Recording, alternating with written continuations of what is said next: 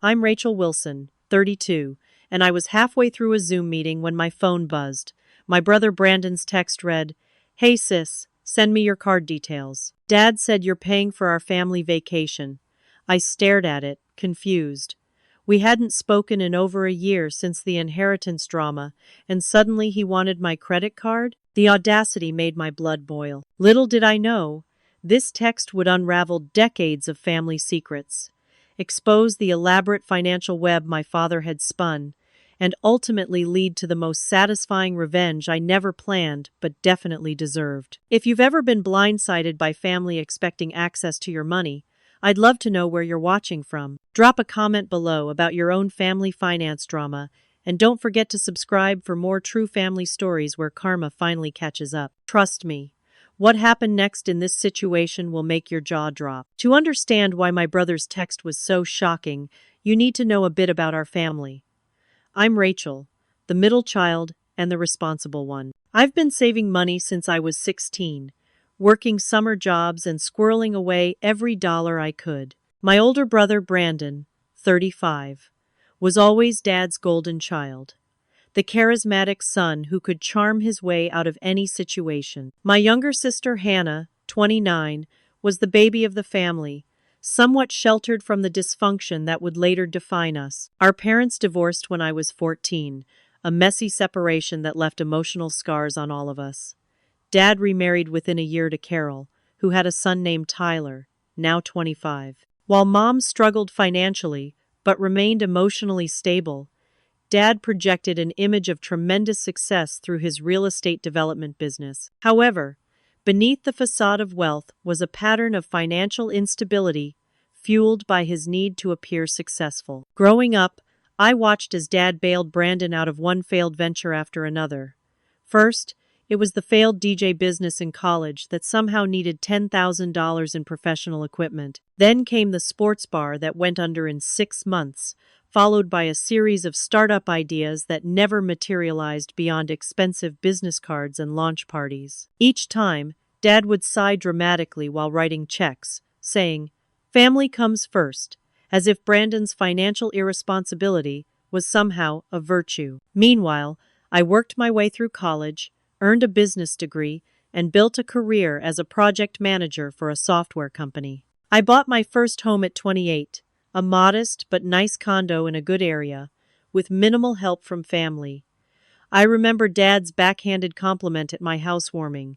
"Well, it's a start. Someday, you'll move up to something more impressive," as if my achievement needed his qualification. Mom had a different approach. After the divorce, she returned to teaching, lived within her means, and rebuilt her life piece by piece. She would occasionally warn me about family patterns with money, but I dismissed it as lingering bitterness from the divorce. "Your father sees money as a way to control people," she once told me. "Be careful he doesn't try to control you."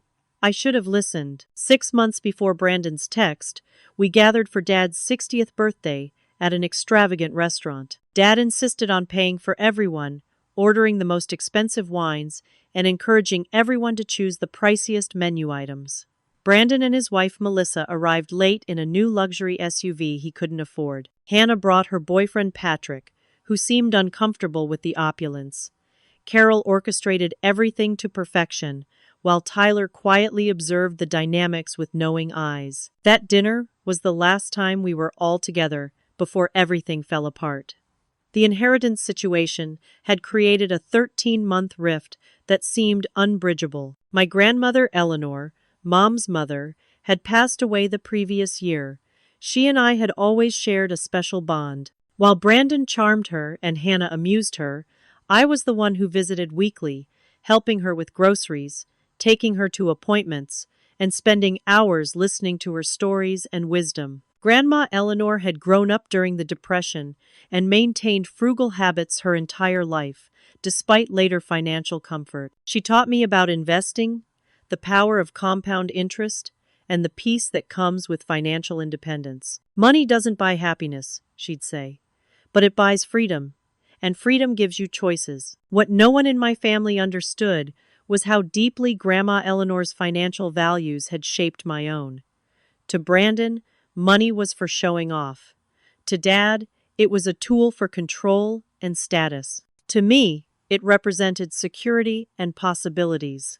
Brandon had always resented my success, especially since he was Dad's favorite, who should naturally be the most successful. When I got promoted or bought my condo, he'd make cutting comments disguised as jokes. "Must be nice to have everything handed to you," he once said at a family gathering, ignoring the fact that he'd received 10 times the financial support I ever had. Dad always enabled this perspective, subtly reinforcing the idea that Brandon's failures weren't his fault and my successes weren't entirely my own. It was a toxic dynamic that had been building for years, but it wasn't until Grandmother Eleanor's inheritance that everything finally exploded. When Grandma Eleanor passed away, our family gathered for the reading of her will at her attorney's office. I'd been bracing myself for this day, not just because of grief, but because I knew money would bring out the worst in certain family members. The attorney, Mr. Peterson, a kind older man who had been Grandma's friend for decades,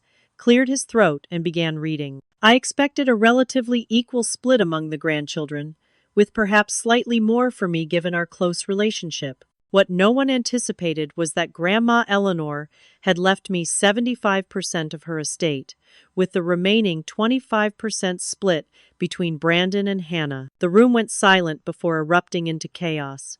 Brandon's face turned a dangerous shade of red as he jumped to his feet. "This is bullshit," he shouted. "She was manipulated. Rachel must have gotten to her when she was confused." Dad immediately backed him up. "There must be some mistake," he said to Mr. Peterson. "Eleanor wouldn't have wanted to create division in the family. She'd want things split equally." Mr. Peterson calmly explained that Eleanor had been of sound mind and had updated her will just 6 months before her passing. "She was quite clear about her wishes," he explained. "She specifically mentioned Rachel's financial responsibility as a factor in her decision." I sat there, shocked and uncomfortable. While I was touched by Grandma's trust in me, I instantly became the villain in my family's eyes. Hannah looked confused and hurt, though not angry. Mom remained silent, watching the scene unfold with resignation, as if she'd expected this reaction. That evening, Dad called me for a private conversation. "You need to make this right," he insisted. "Split it equally with your siblings. It's the only fair thing to do." I considered it, genuinely torn. The inheritance was substantial, about $450,000, and I hadn't expected to receive so much. But before I could decide, Hannah called me with information that changed everything. "Did you know Brandon borrowed $50,000 from Grandma 2 years ago?" she asked hesitantly. "He promised to pay her back but never did. She told me not to mention it to anyone. But I think you should know, given what's happening." This revelation sent me digging through Grandma's papers, which I had access to as the executor of her estate.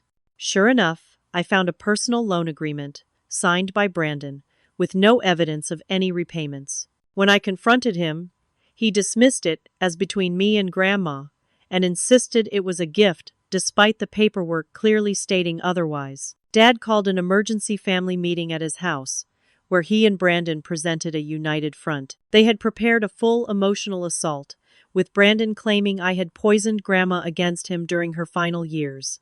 Dad backed him up, suggesting I had taken advantage of an elderly woman's vulnerability. "You've always been jealous of your brother," Dad accused.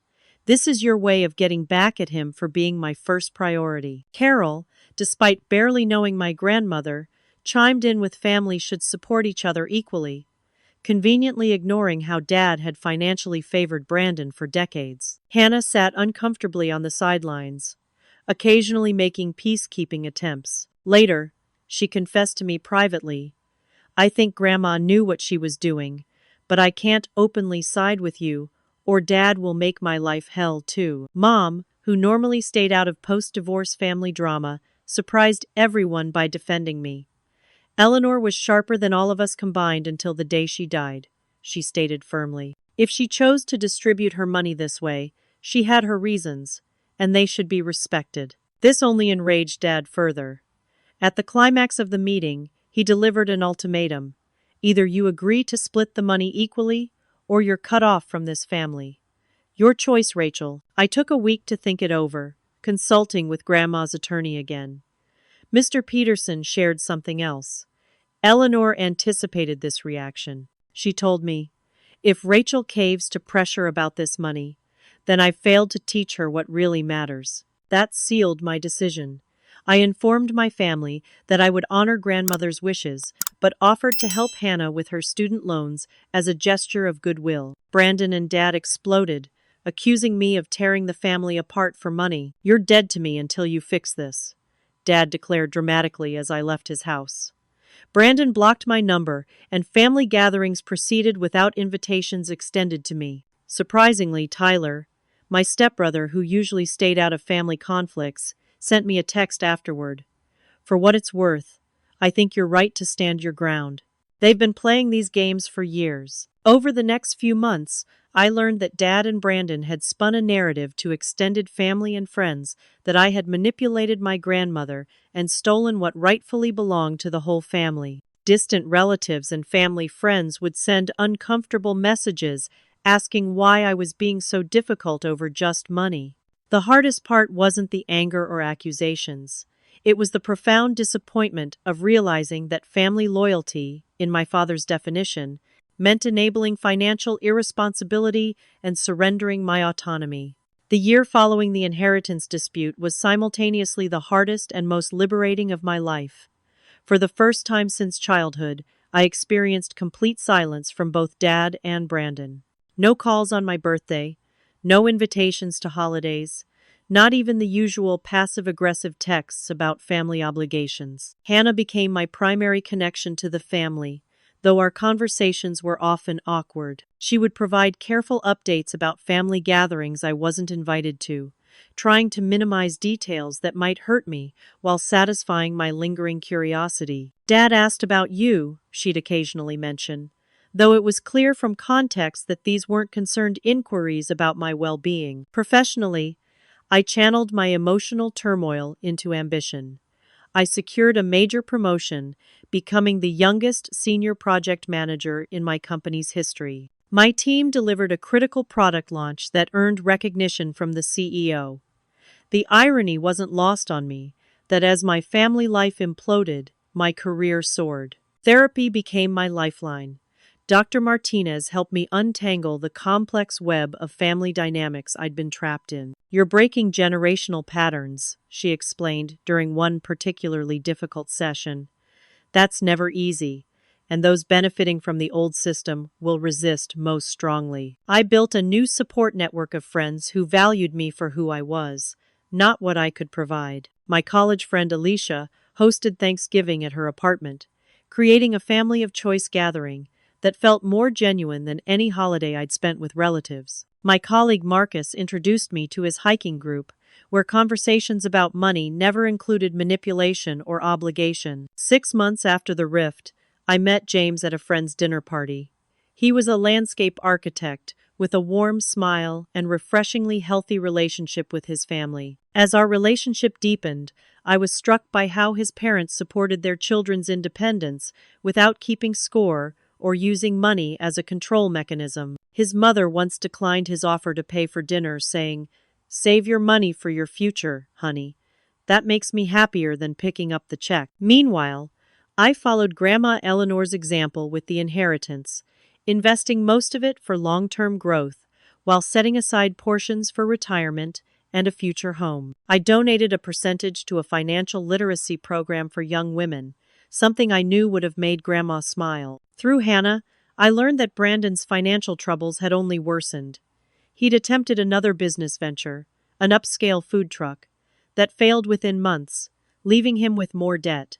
Dad had continued bailing him out, but rumors circulated that his business was facing problems of its own. Carol, my stepmother, had apparently taken greater control over family finances, instituting what Hannah described as actual budgeting for the first time in their marriage. This had created new tensions, with Dad chafing at restrictions while simultaneously complaining about cash flow issues. Mom, who had always maintained a respectful distance from family drama post-divorce, called me after returning from a month-long trip to Europe, something she'd always dreamed of but never thought she could afford. "Watching you stand your ground gave me courage," she confessed. I've spent decades feeling financially inferior to your father, but look at me now. I'm traveling while he's worried about making payroll. Tyler occasionally sent updates that provided a different perspective on family dynamics. Carol found out Dad took a second mortgage on the house without telling her, he shared in one message. Things are tense here. The real test came when Hannah got engaged to Patrick. Over coffee, she nervously explained, I want you in my wedding. All of you. I know it's asking a lot. I assured her I could be civil for her special day, though the prospect of facing Dad and Brandon filled me with anxiety.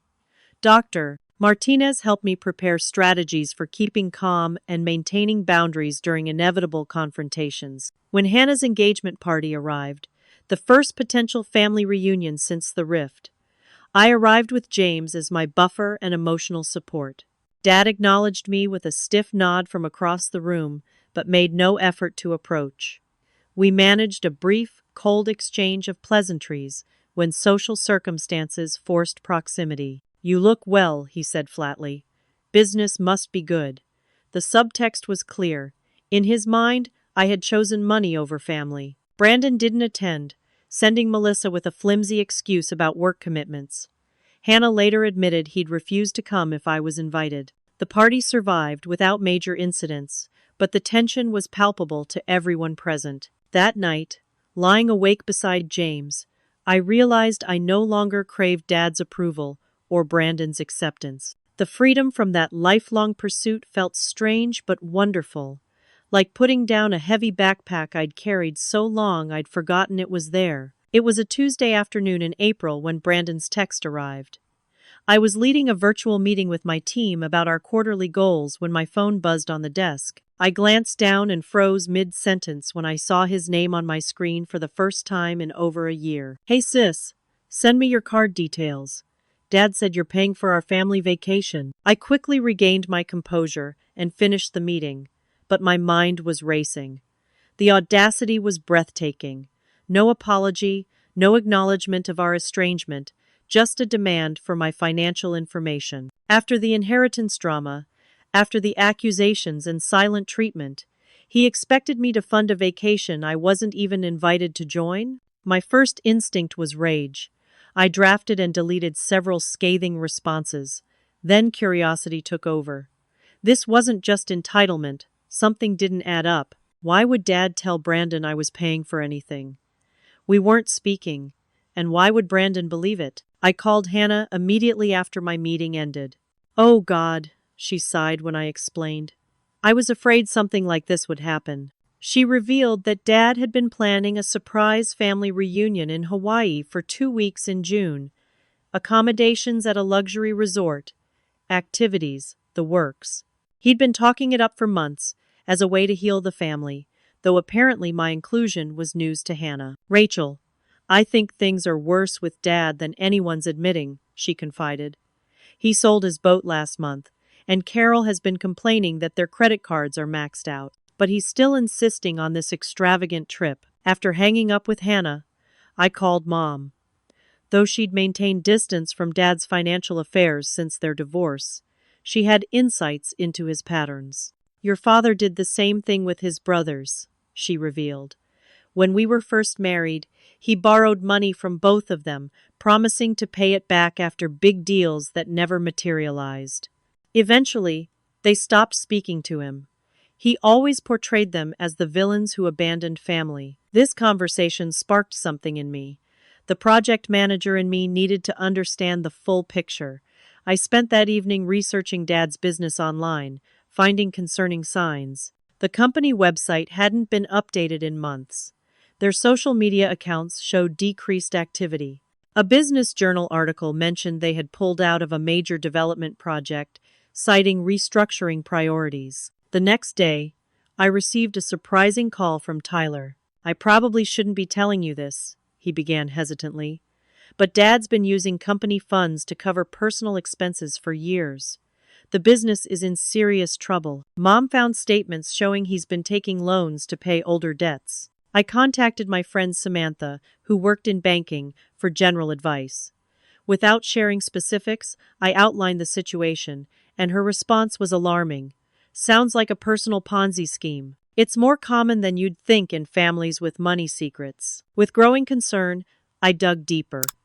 Using online public records, I discovered Dad had taken out loans in Brandon's name for business investments. Brandon had apparently known about and consented to some of these arrangements, likely believing Dad's promises about returns that never materialized.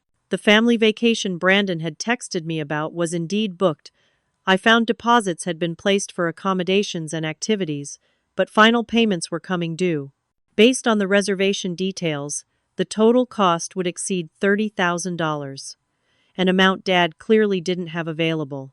I began assembling old financial documents I'd kept: birthday checks, text messages about money, emails discussing family finances.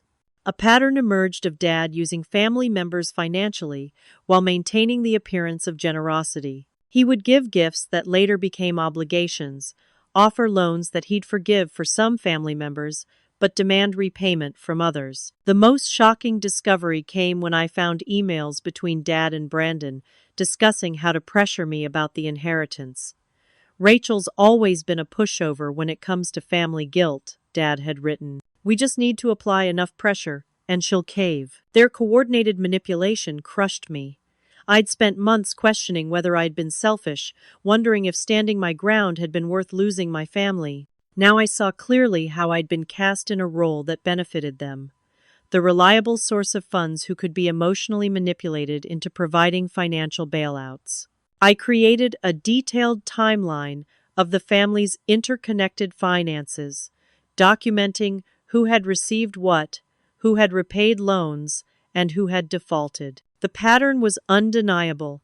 Dad had been robbing Peter to pay Paul for decades, with Brandon as his willing accomplice, and the rest of us as unwitting participants. I consulted with a lawyer about potential liability issues, concerned that my name might be attached to family financial entanglements without my knowledge. He advised documenting everything and formally distancing myself from any shared accounts or responsibilities.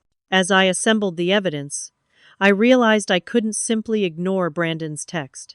This wasn't just about one vacation or one loan. It was about a lifetime of financial manipulation and dishonesty. The time had come for a confrontation. If this story feels familiar to you, you're not alone. So many families have these financial secrets and manipulations happening just beneath the surface. Have you ever received a text that completely changed how you saw your family relationships? I'd love to hear your experiences in the comments. Now, let me tell you how I plan to confront the situation. I've always been methodical in my professional life. It's what made me successful as a project manager. Now I applied those same skills to addressing this family crisis. This wouldn't be an emotional reaction. It would be a carefully orchestrated intervention. My first step was meeting with my financial advisor, Diane. "I need to ensure my assets are protected," I explained, showing her the evidence I'd gathered. She helped me secure my accounts and recommended additional identity monitoring services in case someone attempted to use my information without permission. Next, I created comprehensive documentation of everything I'd discovered. I organized bank statements, loan documents, text messages, and emails chronologically in a binder, with a summary sheet for each section. If this confrontation turned ugly, and I expected it would, I wanted irrefutable evidence at my fingertips. James and I spent an evening strategizing about handling the family dynamics. "You need to decide what your non-negotiables are," he advised. "What boundaries are absolute, and where are you willing to compromise?" I created a list of requirements for any potential reconciliation. 1. Full financial transparency from Dad and Brandon. 2.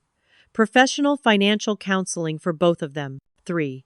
A formal acknowledgement of the manipulation tactics they'd used. 4. No access to my finances under any circumstances. 5. Respect for my decisions about the inheritance. Hannah agreed to meet me for lunch at a quiet cafe to discuss my findings. As I showed her the evidence, her expression shifted from skepticism to shock to resignation. "I've suspected things weren't right," she admitted. "Dad has been asking me for temporary loans lately. I gave him some money from my wedding fund, but Patrick put his foot down after the third request. Her confirmation reinforced what I already knew. Dad's financial house of cards was collapsing, and he was desperately trying to maintain appearances. Tyler proved to be an unexpected ally. As Carol's son, he had insider access to recent family decisions but enough emotional distance to see the dysfunction clearly. Dad's been moving money between accounts frantically, he revealed during a phone call, and he told Mom they might need to sell the house, but then booked this Hawaii trip anyway. After gathering all the information I could, I decided to respond to Brandon's text. Not with the angry refusal he probably expected, but with a trap designed to reveal more information. What vacation? Dad hasn't mentioned anything to me. Can you send me the details so I know what I'm supposed to be paying for? Brandon's response was immediate and revealing. Hawaii in June. Dad said since you kept all of Grandma's money for yourself, you owed it to the family to fund this trip. He said you already agreed to it. Just send the card details, and I'll take care of the booking. I documented this exchange carefully, adding it to my growing file of evidence. The reference to the inheritance confirmed my suspicions. This was about punishing me for not sharing the money as they'd demanded. I consulted with my therapist about the psychological preparation needed for a confrontation of this magnitude.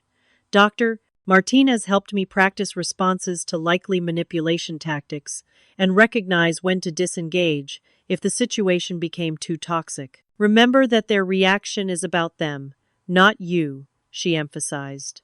You cannot control how they respond, only how you present your truth. With all preparations in place, I arranged a meeting at a restaurant with a private dining room, neutral territory, public enough to discourage extreme behavior, but private enough for a candid conversation.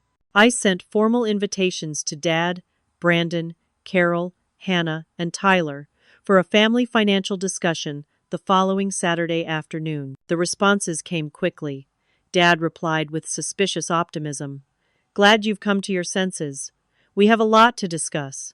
Brandon didn't respond directly, but Hannah confirmed he would attend. Carol seemed cautious but relieved, perhaps hoping for resolution to the financial stress she'd been experiencing.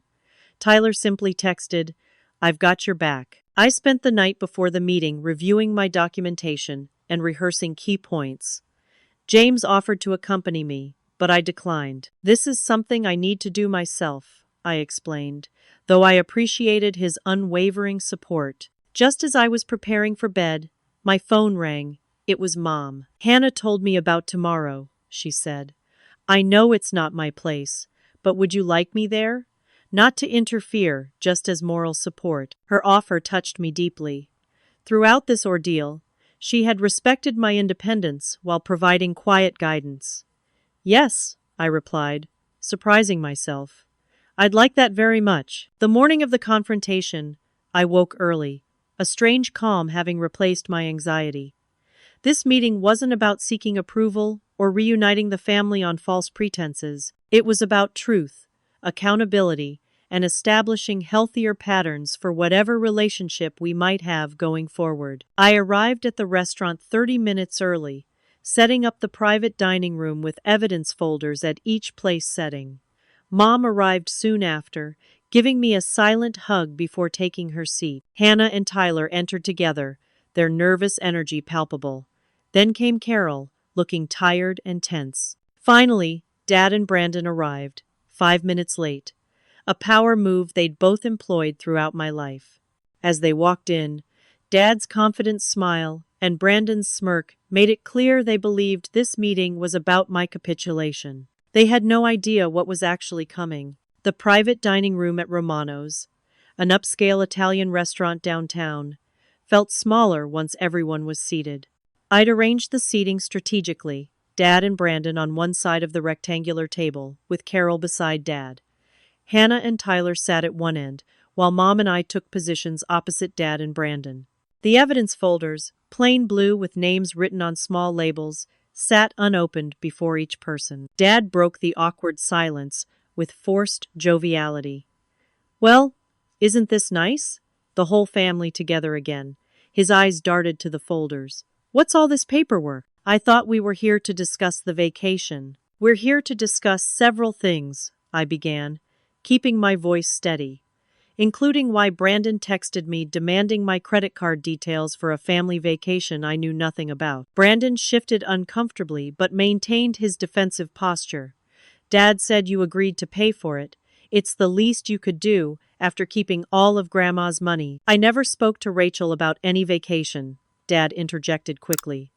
Brandon must have misunderstood. But while we're on the topic, a family trip would be a perfect way to put all this unpleasantness behind us. I took a deep breath, opened my folder, and pulled out a printed copy of the text messages.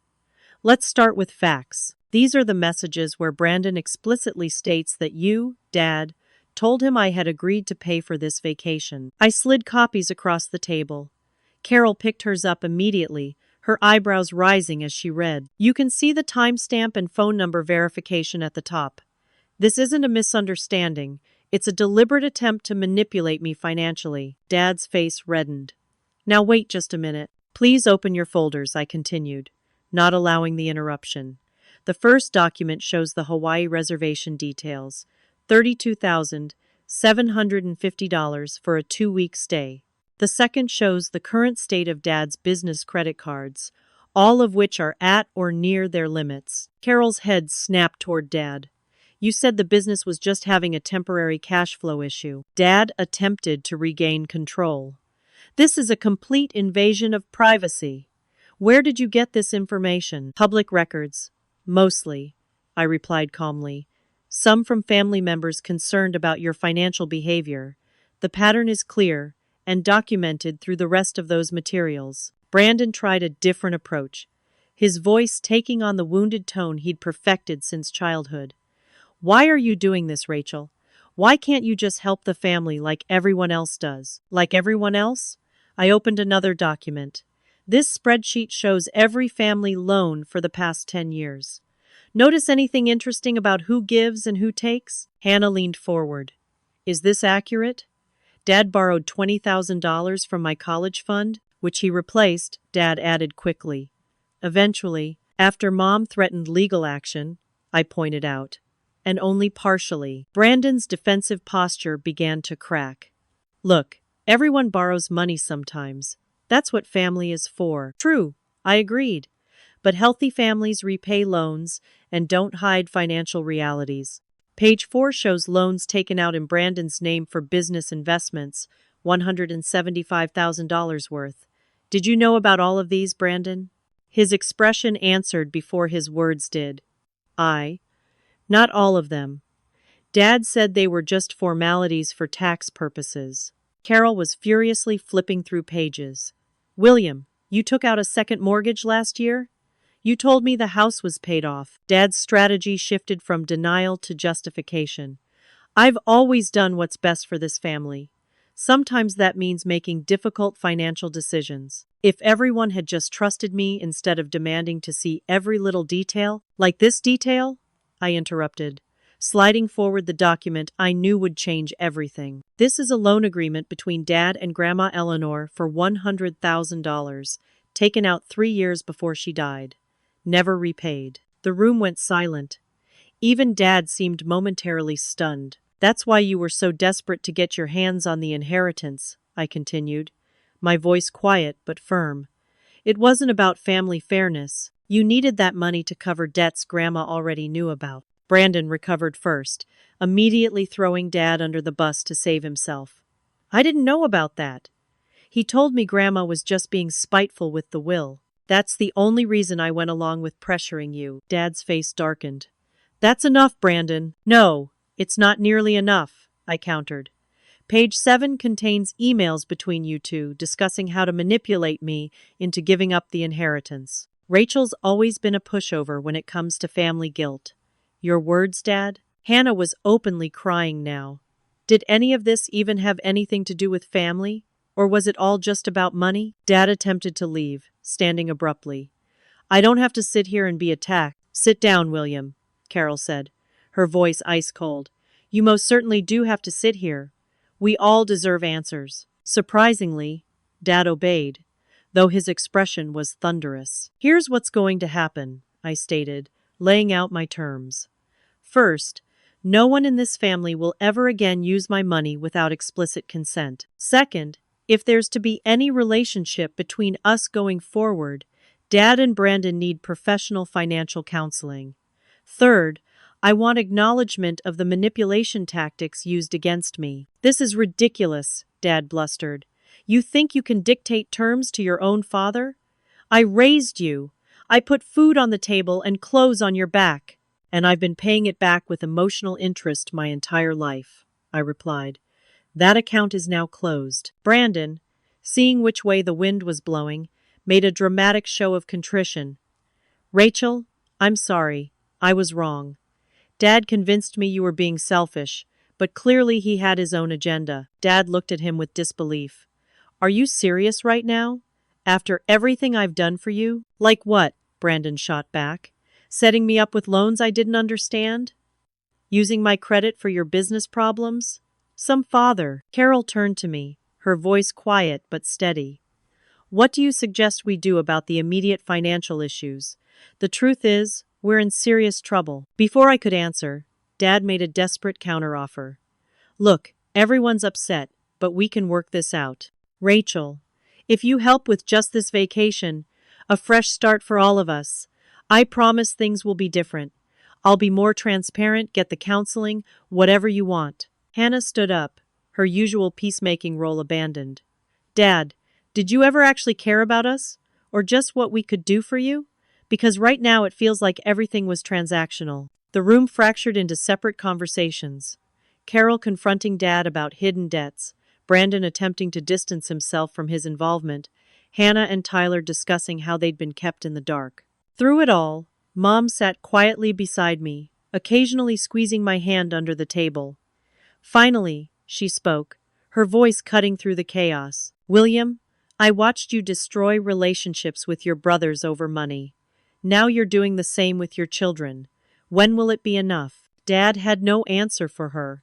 I gathered my papers, my voice firm as I delivered my final statement.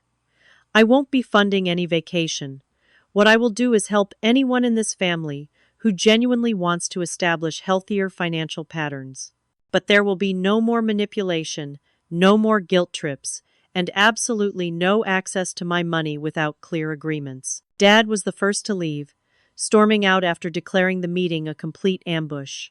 Brandon lingered, torn between following Dad and staying to do damage control with the others. He ultimately chose the latter, a telling shift in allegiance. In the parking lot afterward, Hannah hugged me tightly.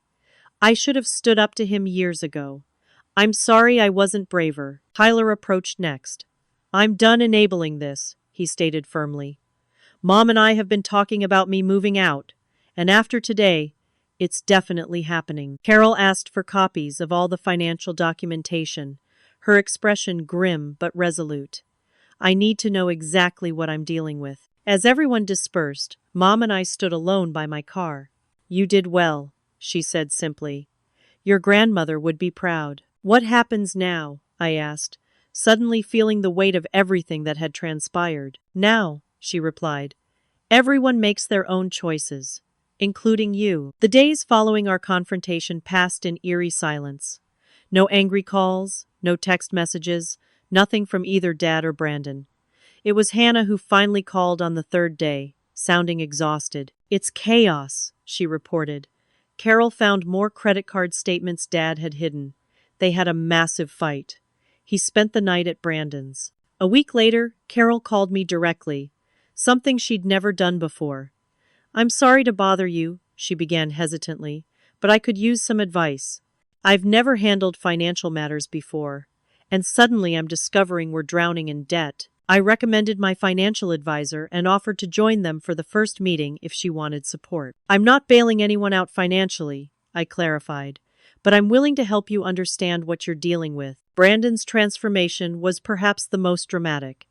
After years of entitlement, he found himself in crisis. The loans in his name had destroyed his credit score, and without Dad's ongoing financial support, he couldn't maintain his lifestyle. 2 weeks after our confrontation, he called me. I need help, he admitted, his voice lacking its usual bravado. Not money, he added quickly, but advice. How do I fix this mess? I was skeptical, but agreed to meet him for coffee.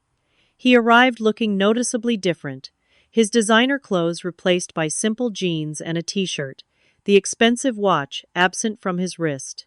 "I sold it," he explained, following my gaze to his bare wrist, "along with a bunch of other stuff. Turns out none of it was making me happy anyway." Dad's business troubles became impossible to hide. A local business journal ran an article about restructuring challenges at Wilson Development, and rumors circulated about potential bankruptcy. He suffered a minor heart attack, which he immediately used as an attempt to reunify the family on his terms. "Dad's asking for everyone to visit him at the hospital," Hannah informed me. "What are you going to do?" I decided to go, maintaining firm boundaries while showing basic compassion. When I entered his hospital room, he looked smaller somehow, his larger-than-life presence diminished by the medical setting. "I didn't think you'd come," he said quietly. "I'm not heartless, Dad," I replied. "I just won't be manipulated anymore." Our conversation was brief and superficial, but it was a beginning. I made it clear that while I wished him a full recovery, my boundaries remained firmly in place. Mom, who had maintained respectful distance from family drama for years, found a new voice.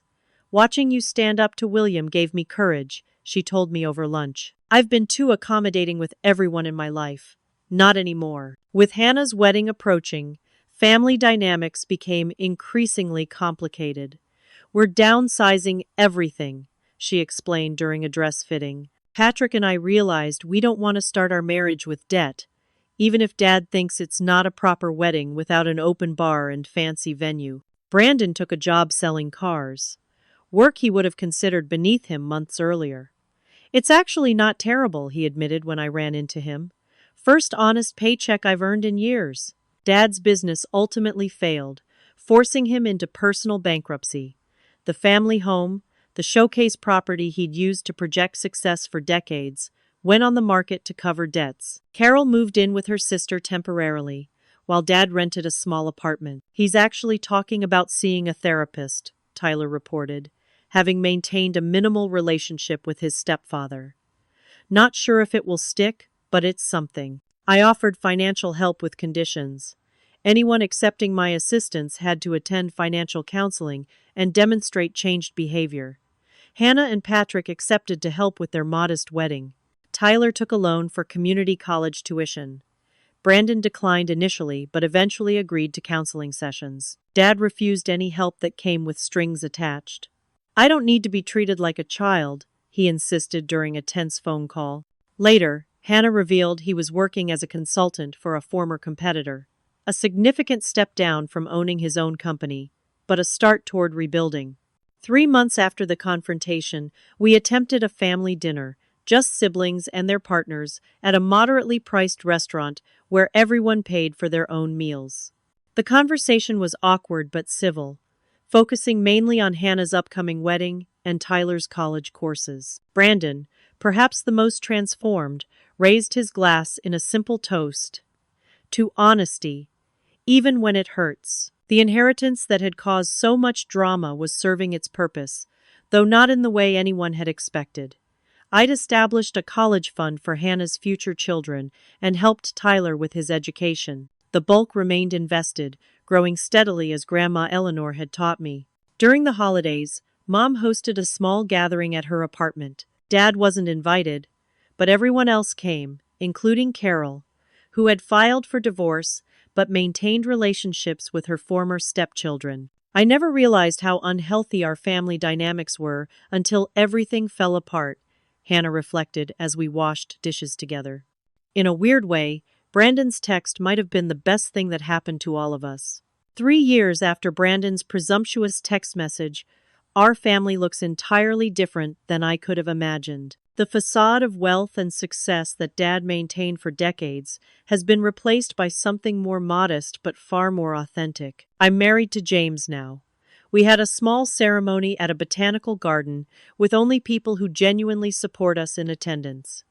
Dad came, arriving on time and respectfully adhering to our no speeches rule. He gave us a handwritten card instead of an extravagant gift. Progress in its way. Brandon's transformation has been the most surprising. After hitting rock bottom financially and emotionally, he embraced change with unexpected commitment. He worked his way up to sales manager at the dealership, met a kind, practical woman named Diane, and now lives in a small house they can actually afford. When he calls now, it's never about money. The crazy thing is, he told me during a recent lunch, "I'm happier now than when I had all the expensive stuff and status symbols." Who knew? Dad lives in a condo now, significantly downsized from the family home. His health scare prompted some genuine reflection, though change comes slowly after decades of entrenched behaviors. He still struggles with financial transparency, but has maintained regular sessions with a therapist who specializes in money psychology. "Your father has narcissistic tendencies around money and status," Mom explained once.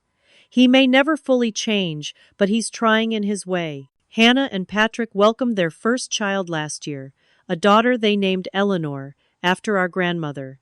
They bought a modest starter home with a solid down payment from their own savings, politely declining Dad's offer to help with a larger house they couldn't afford. Tyler graduated with his associate's degree and transferred to a 4-year college, studying business with a focus on ethical entrepreneurship.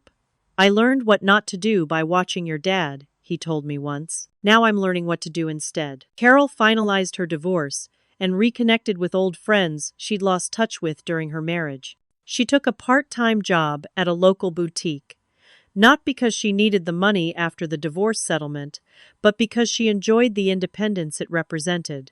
Our family gatherings have a different character now. Last Thanksgiving, we met at Hannah's home, everyone contributing dishes and helping with cleanup.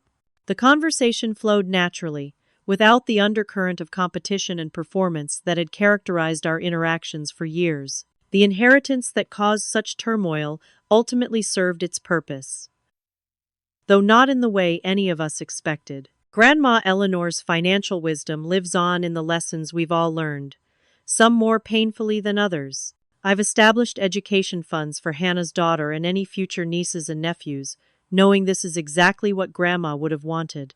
My relationship with Brandon has evolved into something I never thought possible, a genuine sibling bond based on mutual respect rather than competition or resentment.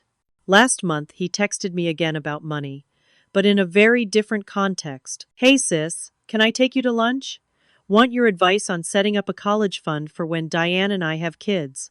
Want to do it right like you did." This message, unlike his demand 3 years ago, made me smile. Sometimes I think about how differently things might have turned out if I had simply ignored that original text, or if I had given in to the pressure as I'd done so many times before. One push for financial boundaries led to a complete restructuring of our family system.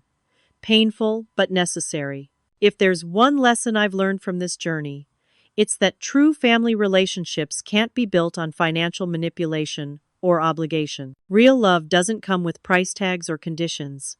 It took losing my family temporarily to find a healthier version of it in the long run. As I watch my niece Eleanor playing with the piggy bank I gave her for her first birthday, just like the one my grandmother gave me, I feel the circle completing. Money doesn't buy happiness. I'll teach her someday, echoing Grandma's words. But it buys freedom, and freedom gives you choices. And sometimes, one choice, like refusing to send your card details when your brother demands them, can change everything.